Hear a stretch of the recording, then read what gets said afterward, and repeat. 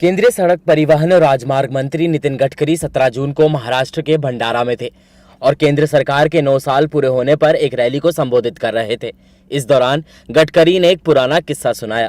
केंद्रीय मंत्री नितिन गडकरी ने दिवंगत कांग्रेस नेता श्रीकांत जितकर की सलाह को याद करते हुए कहा कि एक बार उन्होंने मुझसे कहा था कि आप अच्छे पार्टी कार्यकर्ता और नेता हैं, अगर आप कांग्रेस में शामिल होते हैं तो आपका भविष्य उज्जवल होगा। तब मैंने उनसे कहा कि मैं कांग्रेस में शामिल होने के बजाय कुएं में कूद जाऊंगा। मुझे बीजेपी और इसकी विचारधारा पर पूरा भरोसा है। मैं अपनी पार्टी के लिए आजीवन काम करता रहूंगा। इस रैली को संबोधित करते हुए नितिन गडकरी ने दावा किया कि देश में बीजेपी सरकार ने पिछले 9 सालों में कांग्रेस के 60 सालों के शासन की तुलना में दोगुना काम किया है। उन्होंने अपने करियर के शुरुआती दिनों को याद करते हुए कहा कि आरएसएस के छात्र संघ एबीवीपी ने शुरुआती दिनों में मेरी मदद की। इस संगठन ने मेरे जीवन में कई वैल्यू और सिद्धांत जोड़े हैं। कांग्रेस पर निशाना साधते हुए नितिन गडकरी ने कहा कि कांग्रेस ने अपने 60 सालों के शासन में गरीबी हटाओ का नारा दिया, लेकिन व्यक्तिगत लाभ के अलावा उन्होंने कुछ नहीं किया।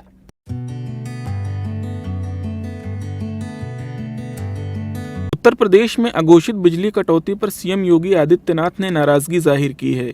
उन्होंने इस मामले में ऊर्जा मंत्री ए.के. शर्मा और अधिकारियों के साथ बैठक कर सख्त निर्देश दिए हैं। सीएम योगी ने कहा कि बिजली सप्लाई पर फीडर वाइज जवाबदेही तय हो।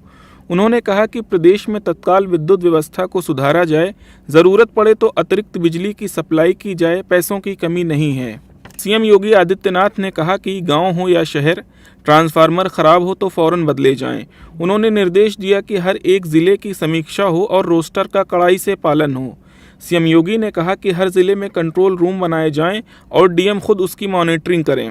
भीषण गर्मी के बीच हर गांव और शहर को पर्याप्त और निर्बाध बिजली उपलब्ध कराई जाए। इससे पहले यूपी में बिजली की समस्या को लेकर समाजवादी पार्टी ने योगी सरकार को आड़े हाथों लिया। समाजवादी पार्टी ने ट्वीट करके कहा कि सरकारी कागजों में बिजली फुल है, लेकिन हकीकत में बिजली गुल है। वहीं बिजली संकट को लेकर ऊर्जा मंत्री ए.के. शर्मा ने ट्वीट करके सफाई दी है। उन्होंने लिखा कि पिछले साल जून महीने में बिजली की मांग 26,369 मेगावाट के मुकाबले इस साल जून में 27,610 मेगावाट की खपत चल रही है। ये मांग अप्रत्याशित है और ऐतिहासिक रूप से ज़्यादा है। ऐसे में सभी विद्युत कर्मियों से अनुरोध है कि जनता को निर्बाध बिजली देने के लिए तत्परता से सेवा में लगे रहें।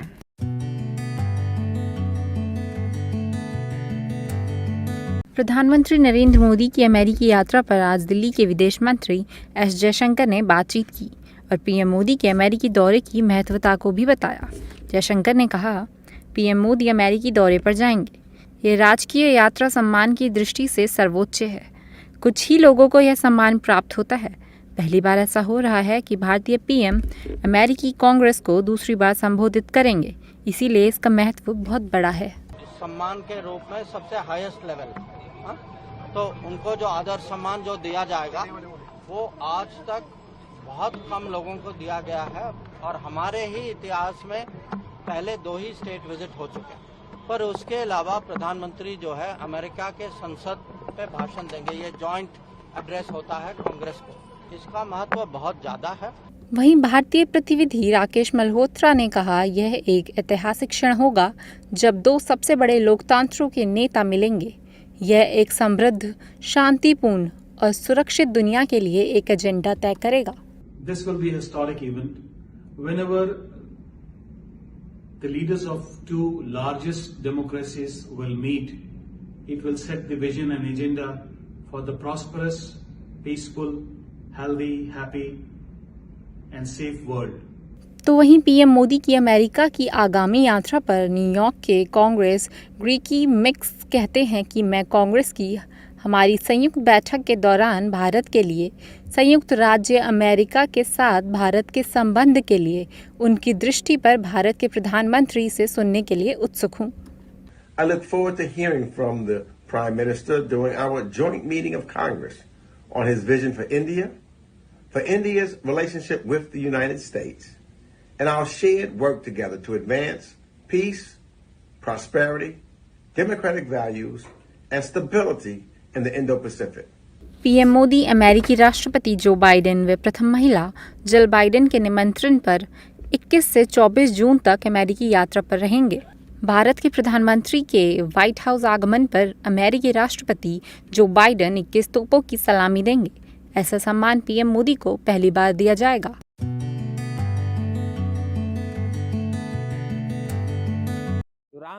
आरजेडी विधायक रीतलाल यादव के रामचरितमानस पर दिए गए बयान का बिहार के शिक्षा मंत्री प्रोफेसर चंद्रशेखर ने समर्थन किया है।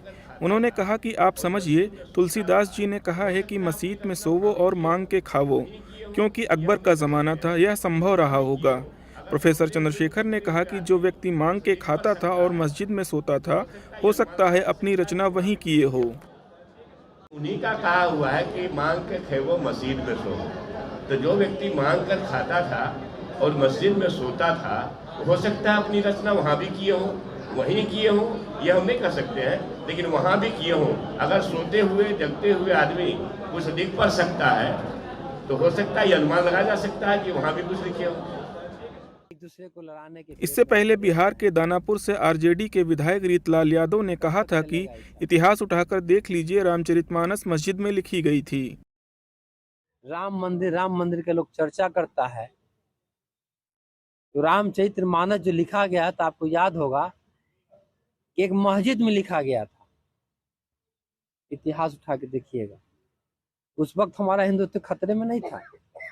मुगल साम्राज्य जब इतना दिन राज किया तो उस दिन हमारा हिंदुत्व खतरे में नहीं था। वहीं रामचरितमानस को लेकर रीतलाल यादव के बयान पर बिहार बीजेपी के अध्यक्ष सम्राट चौधरी ने निशाना साधा है।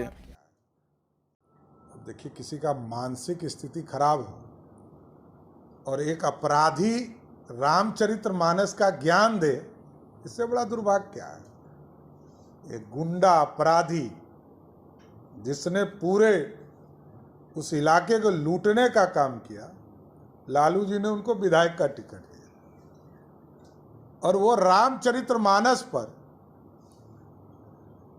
जो अपना वक्तव्य दे रहे हैं, इससे बड़ा दुर्भाग्य कुछ नहीं हो सकता।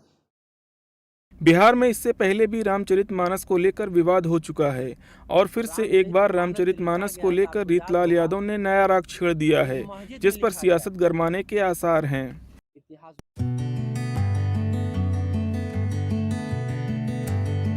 देश की राजधानी दिल्ली में स्थित Nehru memorial museum and library का नाम बदल दिया गया है और अब इसे prime minister museum and library के नाम से जाना जाएगा। वहीं नेहरू मेमोरियल का नाम बदलने पर कांग्रेस ने केंद्र के इस फैसले की आलोचना की है और केंद्र सरकार के इस कदम पर कांग्रेस और बीजेपी के बीच जुबानी जंग तेज हो गई है। जहां कांग्रेस अध्यक्ष मल्लिकार्जुन खड़गे ने ट्वीट कर इस कदम की तीखी आलोचना की, तो वहीं शशि थरूर ने भी इस पूरे मामले पर अपनी प्रतिक्रिया दी है। Nehru Memorial Museum and Library is the original name. Now you're changing it into a museum of all prime ministers, that's fine. But you can still keep the words Nehru Memorial. He was the first prime minister, the longest serving prime minister, the man who in many ways laid the foundations for what India was all about. Why can't we leave the past in the past, acknowledge what has happened and move on? So call it the Nehru Memorial Prime Minister's Museum. It would have been a simple thing to do. You don't demean your first prime minister and at the same time you include everybody. But unfortunately that spirit of compromise seems to be missing. It's all about knocking things down rather than building things up. उधर कांग्रेस अध्यक्ष मल्लिकार्जुन खड़गे पर पलटवार करते हुए BJP अध्यक्ष JP Nadda ने कहा कि राजनीतिक अपच का उत्कृष्ट उदाहरण एक साधारण तथ्य को स्वीकार करने में असमर्थता की एक वंश से परे ऐसा नेता है जिन्होंने हमारे देश की सेवा की और निर्माण किया है। पीएम संग्रहालय राजनीति से परे एक प्रयास है और कांग्रेस के पास इसे साकार करने के लिए दृष्टि का अभाव है। दूसरी ओर शिवसेना सांसद संजय राउत ने भी केंद्र के इस फैसले की आलोचना की है। लेकिन जरूर प्रधानमंत्री पंडित नेहरू देश के पहले प्रधानमंत्री थे। देश के स्वतंत्रता संग्राम में और जो प्रधानमंत्री उनका काम और योगदान बहुत बड़ा रहा है, तो ये म्यूजियम जो है उनके नाम से भी चल सकता था, Pandit Jawaharlal Nehru prime minister museum.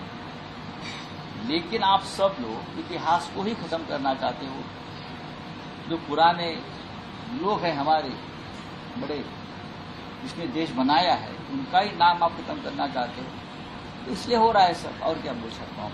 आपको बता दें कि 15 जून को रक्षा मंत्री राजनाथ सिंह की अध्यक्षता में एक विशेष बैठक हुई थी, जिसमें नेहरू मेमोरियल का नाम बदलने के फैसले पर मुहर लग गई। Rajnath Singh Nehru memorial museum and library के उपाध्यक्ष हैं, वहीं प्रधानमंत्री इसके अध्यक्ष हैं। इनके अलावा केंद्रीय गृह मंत्री अमित शाह, निर्मला सीतारमन, धर्मेंद्र प्रधान, जी किशन रेड्डी, अनुराग ठाकुर समेत 29 सदस्य इस सोसाइटी में शामिल हैं। Subscribe now and press the bell icon. Never miss an update.